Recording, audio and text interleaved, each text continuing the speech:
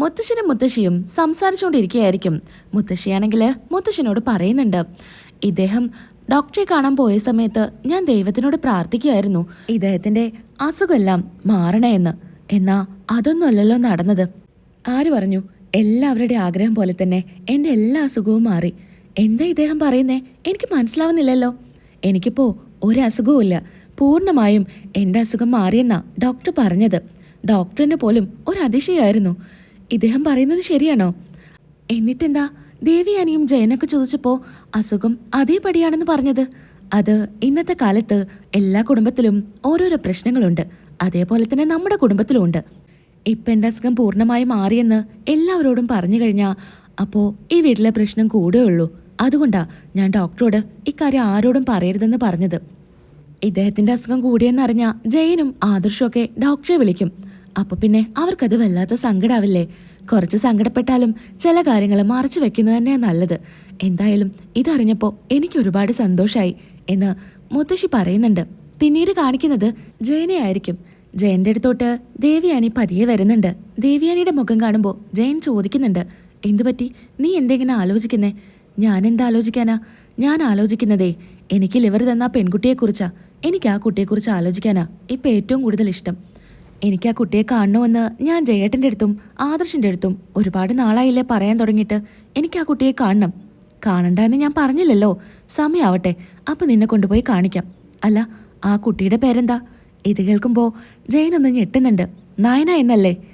ആ, നയന എന്ന് തന്നെയാണെന്ന് തോന്നുന്നു. അതെന്താ ജയേട്ടാ ഒരു തോന്നല്? അന്ന് ജയേട്ടനും ആദർശം കൂടി തന്നെയല്ലേ പറഞ്ഞത് എൻ്റെ മരുമകളുടെ പേര് തന്നെയാണ് ആ കുട്ടിക്ക് ഒന്ന്? ഏകദേശം നയനയുടെ പ്രായം തന്നെ ആയിരിക്കും അല്ലേ ആ കുട്ടിക്ക്? ആ, അതായിരിക്കും. ചിലപ്പോൾ ഒരു വയസ്സ് അങ്ങോട്ടോ ഇങ്ങോട്ടോ കൂടിയെന്ന് വരും. എന്നാലും നയനയുടെ പ്രായം തന്നെയാ. അതെന്താ ചേട്ടൻ ഞാൻ ആ കുട്ടിയുടെ പേര് ചോദിച്ചപ്പോൾ നയനയാണെന്ന് പറയാൻ ഇത്ര മടി? അത് നിന്റെ അടുത്ത് പറയാതിരിക്കാൻ കാരണം നിനക്ക് നയനയെ ഇഷ്ടമല്ലല്ലോ. അതുകൊണ്ട് ഇനി നയന എന്നുള്ള പേര് കേൾക്കുമ്പോൾ നിനക്ക് വലിയ പ്രശ്നം വേണ്ട എന്ന് കരുതിയിട്ടാ. എനിക്കിപ്പോൾ നയന എന്ന പേരിനോട് ഒരു ഇഷ്ടക്കേടുമില്ല. നയന എന്ന പേരിനോട് എനിക്ക് സ്നേഹം മാത്രമേ ഉള്ളൂ. ഇത് കേൾക്കുന്ന ജയൻ പറയുന്നുണ്ട്, അങ്ങനെ തന്നെയാ വേണ്ട. പല കാര്യങ്ങളും അതുപോലെ നീ മാറ്റിയെടുക്കണം എന്നൊക്കെ ജയൻ പറയുന്നു. എന്തായാലും നിങ്ങളൊക്കെ എന്നിൽ നിന്ന് എന്തൊക്കെയോ മറച്ചു വെക്കുന്നുണ്ട്. ഞാൻ എന്തായാലും അത് കണ്ടുപിടിക്കും. നിങ്ങൾ ആരും എൻ്റെ കൂടെ നിന്നില്ലെങ്കിലും ആ കുട്ടിയെ ഞാൻ നേരിട്ട് പോയി കാണും എന്ന് ദേവയാനി പറയുന്നു. പിന്നീട് കാണിക്കുന്നത് അനാമികയായിരിക്കും. അനാമിക ഫോണിലും കളിച്ചോണ്ടിരിക്കുമ്പോൾ അങ്ങോട്ടേക്ക് ദേഷ്യത്തോടു കൂടി രേവതി വരുന്നുണ്ട്. നീ ഇങ്ങനെ ഇരുന്നോ? ഒന്നും ചെയ്യാതെ നീ അനിയൊന്ന് വിളിച്ച് ഇങ്ങോട്ട് വരാൻ പറ, നിന്നെ കൊണ്ടുപോവാൻ. അമ്മയ്ക്ക് എന്താ? എനിക്കൊന്നും വയ്യ. നീ ഇങ്ങനെ ഇരുന്നോ? ഇങ്ങനെ ഇരുന്ന് കഴിഞ്ഞാലേ നിന്റെ ജീവിതം തന്നെയാ പോവാ. എൻ്റെ മോളെ, അവൻ മലയ്ക്ക് പോയ സമയത്ത് എത്ര തവണ ഞാൻ പറഞ്ഞു അവനെ ഒന്ന് വിളിക്കാനായിട്ട്. എന്നിട്ട് നീ വിളിച്ചോ? അതുകൊണ്ടൊക്കെ അവന് നിന്നോട് ദേഷ്യം കൂടിയിട്ടേ ഉണ്ടായിരിക്കുള്ളൂ. ഇനി നീ അനിക്ക് വിളിക്കണ്ട. അവിടെ നിന്റെ വല്യമ്മയില്ലേ? എല്ലാ അസുഖവും മാറി നിന്റെ വല്യമ്മ ഓക്കെ ആയിരിക്കുക. നീ ഇടയ്ക്കൊക്കെ വല്യമ്മയ്ക്ക് വിളിച്ച് സുഖാണോ, ഭക്ഷണമൊക്കെ നേരത്തിന് കഴിക്കുന്നുണ്ടോ, അങ്ങനെയുള്ള പല കാര്യങ്ങളും പറഞ്ഞ് വല്യമ്മയെ സോപ്പിടണം. അങ്ങനെയൊക്കെ അല്ലേ ചെയ്യാ. നിന്നെ കൊണ്ടേ ഒന്നും പറ്റില്ല. നീ വല്യമ്മയോട് പറയണം അനിക്കിപ്പോ എന്നോട് തീരെ താല്പര്യമില്ല എന്നൊക്കെ. ഇത് കേട്ട് എന്തായാലും അനിയോട് നിന്റെ വല്യമ്മ സംസാരിക്കും. വല്യമ്മ രണ്ട് ചീത്തയൊക്കെ പറയുമ്പോൾ നിന്നെ കൊണ്ടുവരാനായിട്ട് ഇങ്ങോട്ട് അനി വരും. അങ്ങനെയൊക്കെ വന്നാ നമുക്കത് മോശമല്ലേ? എന്ത് മോശം? കുറച്ച് നാണം കെട്ടാലും മോശപ്പെട്ടാലും ഒന്നും ഒരു കുഴപ്പമില്ല. നമ്മളിപ്പോ അവിടെ പിടിച്ചു നിൽക്കണം. അനിക്കെന്തായാലും മോൾ അവന്റെ ഭാര്യയായിട്ട് ജീവിക്കണമെന്ന് ഒരാഗ്രഹവും കാണില്ല. തിരിച്ച് അനന്തപുരിലോട്ട് വന്നില്ലെങ്കിൽ അത്ര സന്തോഷം എന്ന് അനി കരുതൂ. അങ്ങനെയല്ല, നമുക്കവിടെ ചെന്നിട്ട് ഒരുപാട് കാര്യങ്ങളുണ്ട്. നീ ഇങ്ങനെ മാറി നിന്നാലേ ആ നന്ദുവായിട്ട് അവൻ കൂടുതൽ അടുക്കും. പിന്നീട് നന്ദുവായിരിക്കും അവന്റെ ഭാര്യയായിട്ട് അനന്തപുരിലോട്ട് കയറി ചെല്ല.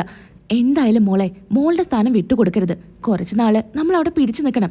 കിട്ടാവുന്നതൊക്കെ കിട്ടിക്കഴിഞ്ഞാ പിന്നെ അനിയെ ഉപേക്ഷിച്ച് മോൾക്ക് ഇവിടെ വന്ന് നിൽക്കാലോ. അമ്മ ഇപ്പൊ എന്താ പറയുന്നേ? വല്യമ്മയെ വിളിക്കണം, അത്രയല്ലേ ഉള്ളൂ. ഞാൻ വിളിക്കാം എന്നും പറഞ്ഞ് അനാമിക വല്യമ്മയെ വിളിക്കുകയാണ്. പിന്നീട് കാണിക്കുന്നത് ആദർശ് ഇങ്ങനെ വർക്ക് ചെയ്തോണ്ടിരിക്കുമ്പോൾ അങ്ങോട്ടേക്ക് ദേവയാനി വരുന്നുണ്ട്. ദേവയാനി ആദർശിന്റെ അടുത്ത് പറയുന്നുണ്ട്, ആദർശേ, അനാമിക എത്ര ദിവസമായി പോയിട്ട്? അനാമികയെ തിരികെ കൊണ്ടുവരുന്ന കാര്യം നീ അനിയോട് സംസാരിച്ചോ? അവന് താല്പര്യമില്ലേ അമ്മേ?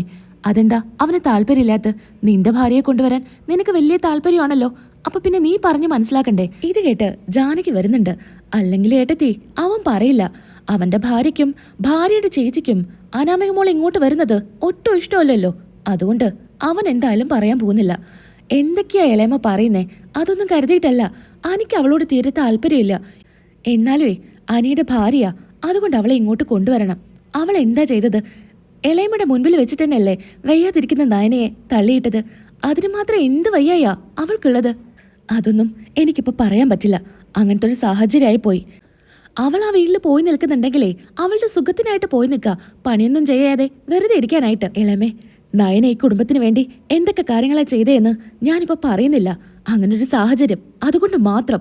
ഇതൊക്കെ കഴിഞ്ഞ് ഞാൻ എല്ലാ കാര്യങ്ങളും നിങ്ങളെടുത്ത് പറയുന്ന ഒരു ദിവസം വരും എന്നും പറഞ്ഞ് ആദർശ് ലാപ്ടോപ്പ് എടുത്ത് അവിടെ നിന്ന് പോവാണ്.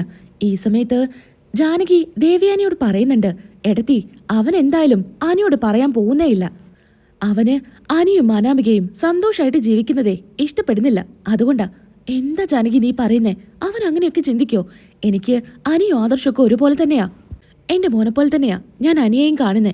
ആദർശ് ഒരിക്കലും അങ്ങനെ ചെയ്യില്ല. ഇതൊക്കെ കാണുമ്പോൾ അങ്ങനെ ചിന്തിക്കാനല്ലേ ഏട്ടത്തി പറ്റൂ എന്ന് ജാനകി പറയാണ്. എന്നാൽ ദേവയാനിയുടെ മനസ്സിൽ എന്തായാലും ആദർശ് ഇപ്പോൾ പോകുന്നത് അനിയുടെ അടുത്തോട്ടായിരിക്കും. എനിക്ക് കിട്ടേണ്ട എന്തെങ്കിലും അവര് സംസാരിക്കും, അത് പോയി കേൾക്കാം എന്നും പറഞ്ഞ് ദേവയാനി അവിടെ നിന്ന് പോകുന്നുണ്ട്. ദേവയാനി ചിന്തിച്ച പോലെ തന്നെ ആദർശ് നേരെ ചെല്ലുന്നത് അനിയുടെ അടുത്തോട്ടായിരിക്കും. അനി എന്തൊക്കെയോ കുത്തിക്കുറിക്കുമായിരിക്കും. അവിടെ ചെന്ന് അനിയോട് പറയുന്നുണ്ട്, എന്താ അനി, നീ ഇവിടെ എഴുതിയിരിക്കുന്നതിന്റെ പകരം അനാമികയെ പോയി സംസാരിച്ച് വിളിച്ചോണ്ടിങ്ങ് വാ. ഏട്ടൻ എന്താ പറയുന്നേ? എല്ലാം അറിഞ്ഞു വെച്ചിട്ട് ഏട്ടൻ എന്തിനാ എന്നോട് അവളെ കൊണ്ടുവരാൻ വേണ്ടി പറയുന്നേ? അതൊന്നും പറ്റില്ല. ഏട്ടനൊരു കാര്യം ചെയ്യേ, ഏട്ടത്തി ഇങ്ങോട്ട് തിരികെ കൊണ്ടുവാ. ഏട്ടത്തി ഇങ്ങോട്ട് വരാത്തേലേ ഏട്ടന് നല്ല വിഷമമുണ്ട്. ഇതൊക്കെ ദേവയാനി കേൾക്കുന്നുണ്ടായിരിക്കും.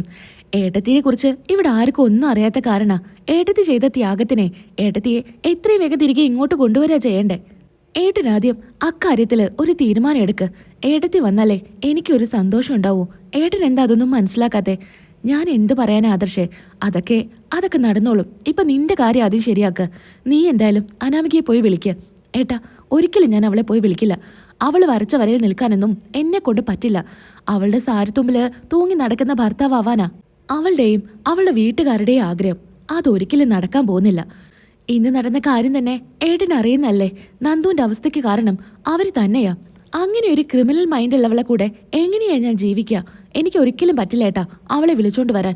ഏട്ടനാദ്യം ഏട്ടത്തിയെ തിരികെ കൊണ്ടുവരേണ്ട കാര്യങ്ങൾ നോക്ക്. അതിൽ ഏട്ടന് ഒരുപാട് സങ്കടമുണ്ടെന്ന് എനിക്ക് നന്നായിട്ട് അറിയാം എന്ന് അനി പറയാണ്. ഇതൊക്കെ കേട്ട് ഒരു ഞെട്ടലോടുകൂടിയാണ് ദേവയാനി നിൽക്കുന്നത്. ഇതിലൂടെ തന്നെ ദേവയാനിക്ക് ഏകദേശം നയനയാണ് തനിക്ക് ലിവർ തന്നെയെന്ന് മനസ്സിലാവുന്നുണ്ട്. ദേവയാനി നേരെ റൂമിൽ പോയിരുന്ന് ആലോചിക്കുകയാണ്. ആദർശാണെങ്കിൽ നേരെ ചെല്ലുന്നത് നയനയുടെ അടുത്തോട്ടായിരിക്കും. നയനയ്ക്ക് വേണ്ട മെഡിസിനൊക്കെ വാങ്ങിയിട്ടായിരിക്കും ആദർശ് ചെല്ലുന്നത്. നയനെ, ഇനി അധികം വൈകാതെ നീ എൻ്റെ കൂടെ അനന്തപുരിലോട്ട് വരുന്നല്ലേ നല്ലത്. അവിടെ എല്ലാവരും നിന്റെ വരവിനായിട്ട് കാത്തിരിക്കുക. ആരാ ആദർശേട്ട അവിടെ കാത്തിരിക്കുന്നേ? ആദർശേട്ടൻ്റെ അമ്മയോ? അമ്മ ഒരിക്കലും എന്നെ തിരിച്ചു വിളിക്കില്ല. എന്നാലും എൻ്റെ പ്രതീക്ഷയാ അമ്മ എന്നെ വിളിക്കുമെന്ന്. ഞാൻ അങ്ങോട്ട് വന്നാൽ ഓരോരോ പ്രശ്നങ്ങളായിട്ട് എനിക്കത് സഹിക്കാൻ പറ്റില്ല. അതുകൊണ്ടാ ഞാൻ കുറച്ച് നാളുകൂടെ ഇവിടെ നിൽക്കട്ടെ. എന്നാ നിന്റെ തീരുമാനം പോലെ. എന്നാ ഞാൻ ഇറങ്ങട്ടെ. അല്ല മോനെ, എന്തെങ്കിലും കുടിക്കാതെ പോവാണോ? വേണ്ടമ്മേ, ഞാൻ ഇറങ്ങട്ടെ എന്നും പറഞ്ഞ് ആദർശ് പോകുന്നുണ്ട്.